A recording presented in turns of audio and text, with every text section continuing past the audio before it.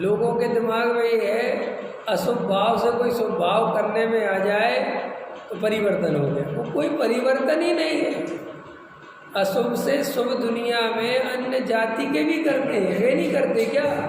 वे भी मंदिर जाते हैं, दूध चढ़ाते हैं, चादर चढ़ाते हैं, लंगर लगाते, क्या बोलते हैं, लंगर लगाते हैं, गरीबों को भोजन कराते हैं। वे सब क्या क्या है, क्या नहीं करते? बढ़िया अपना मंदिर बनाते हैं वो लोग, हमसे कई गुना करते हैं। स्वभाव करने से धर्म का क्या संबंध है भाई, ख्याल में? और वो तो सीधा सा गणित है। अशुभ बुरा है क्योंकि उसका फल बुरा है, शुभ अच्छा है क्योंकि उसका फल अच्छा है। वो खत्म हुआ, इसमें क्या है? पैसा क्यों चाहिए? पैसा अच्छा और बुरा की परिभाषा बताओ। पैसा अच्छा है क्यों? अच्छा चलो एक बात बताओ, नंबर 1 का पैसा अच्छा है कि नंबर 2 का? प्रश्न है मेरा। आपको नंबर 2 का पैसा मिल रहा हो और नंबर 1 का, आप कौन सा लेना पसंद करोगे? नंबर 2 का। क्यों नहीं? क्योंकि 2 का अच्छा तो है लेकिन फंसने के चांस है, बुरा है, इसलिए। और नंबर 1 का चौड़ी छाती करके घूमो। ख्याल में है कि नहीं आए? तो देखो पैसा अच्छा बुरा कहाँ से हो गया कि जो फंसावे जो रुलावे वो पैसा बुरा, और जो फंसावे और रुलावे नहीं आनंद से रख सके वो अच्छा। ऐसे ही बिल्कुल शुभ और अशुभ भाव है। लोग कहते शुभ भाव, क्या शुभ भाव है? तुम शुभ भाव इसलिए करते हो कि शुभ भाव का फल अच्छा है ऐसा मानते हो।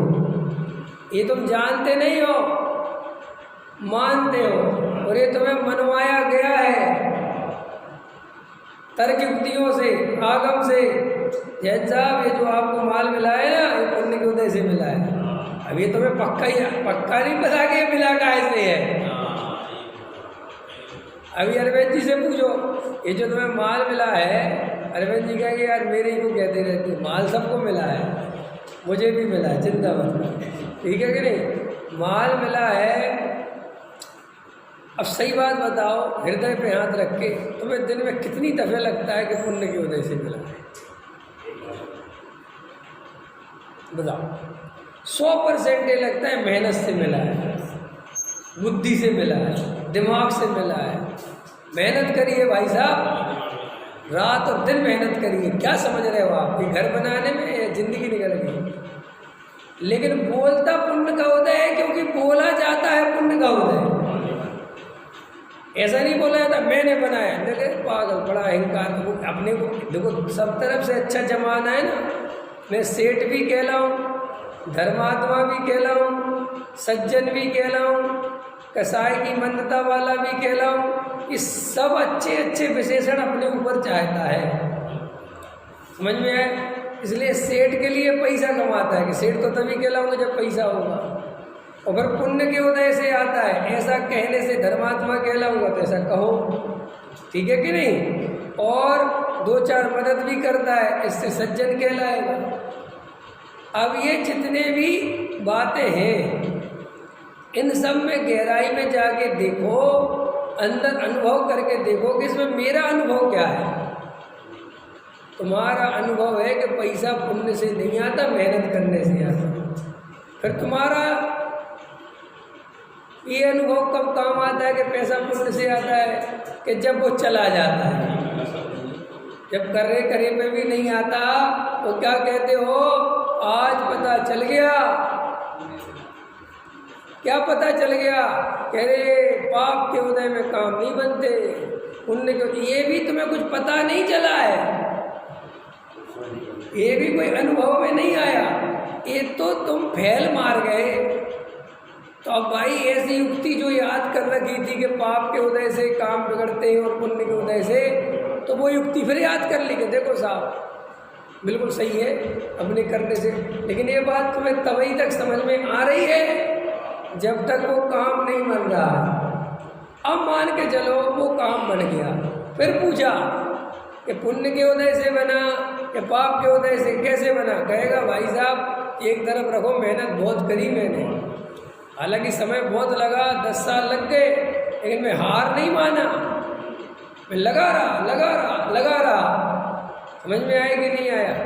अभी मोदी से पूछो तुम पुण्य के उदय से प्राइम मिनिस्टर हो कि अपने कर्म से, तो क्या बोलेगा? कर्म से हूँ। राहुल गांधी होगा पुण्य के उदय वाला? मैं तो चाय वाला था, और मैं तो चाय बेचते बेचते टोपी पहनाते पहनाते यहाँ पहुँचा हूँ। मेरा कोई पुण्य का उदय, अरे पुण्य का उदय होता तो चांदी की चम्मच, सोने की चम्मच लेके पैदा होते ना। हम तो चाय के गिलास धोते धोते पैदा हुए। पकड़ में आया कि नहीं आया? अब उसको नहीं जमेगा पुण्य का उदय। तो ये पुण्य और पाप की जो स्थितियाँ हैं, और जो लोगों को ऐसा लगता है कि हमारे में परिवर्तन आ गया, वो परिवर्तन बहुत ऊपरी है। उस परिवर्तन की बहुत कीमत बिल्कुल नहीं है, बिल्कुल नहीं। पहले आप पूजा करते थे, नहीं करते थे, अब करने लगे। पहले आप बाजार में खाते थे, अब नहीं खाते। पहले आप और थोड़ा रंग राग करते थे, अब नहीं करते। आप क्या समझते हो? ये सब हमारे धर्म के कारण हो रहा है। ये हमें धर्म पता चल गया, हमें आत्मा पता चल गया, तस्वाध्याय सुनते। वास्तविकता ये है कि ये सत्संग तुम जो करते हो, वो किसी भी तरह का सत्संग करो, उसका असर होना ही होना है। अगर पुजारियों का सत्संग करोगे, पूजा पाठ मंदिर स्वाध्याय वालों का सत्संग करोगे तो वैसी आदतें सीखोगे। शराबी जुआरियों का सत्संग करोगे तो शराबी जुआरीपना सीखोगे। उसमें है क्या? नहीं समझ में आए? लेकिन अनुभव सत्संग से नहीं मिलता कि तुम 10 लोग अनुभव करने वाले बैठे हैं, तुम उनके साथ बैठ गए तो तुम्हें भी अनुभव हो जाएगा। ऐसे नहीं होगा। देखो, आचार्य भगवंत कितने मुनिराजों को दीक्षा देते हैं, और ना जाने कितने मुनिराज 6वें 7वें स्थान में संघ में झूलते होंगे, लेकिन उसका इतना सा भी फल आचार्य को नहीं मिलता।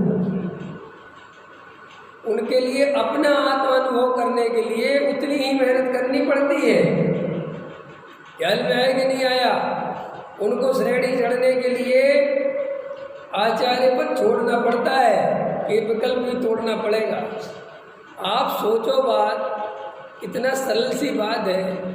एक आचार्य जिनकी परिणति इतनी निर्मल है, 3 कसाय चौकड़ी के अभाव की जिनकी वीतरागता है, उनको भी कहते हैं कि मैं आचार्य पद का जो निर्वाण हो रहा है, ये विकल्प मुझे आगे नहीं जाने देता। तो जो मिथ्यात्व स्थान में डला हुआ है और उसने अपने ऊपर विकल्पों की भरमार कर रखी है, ना जाने कितने विकल्प मत के लिए रखे हैं, तो उसे आत्मानुभव कैसे होगा?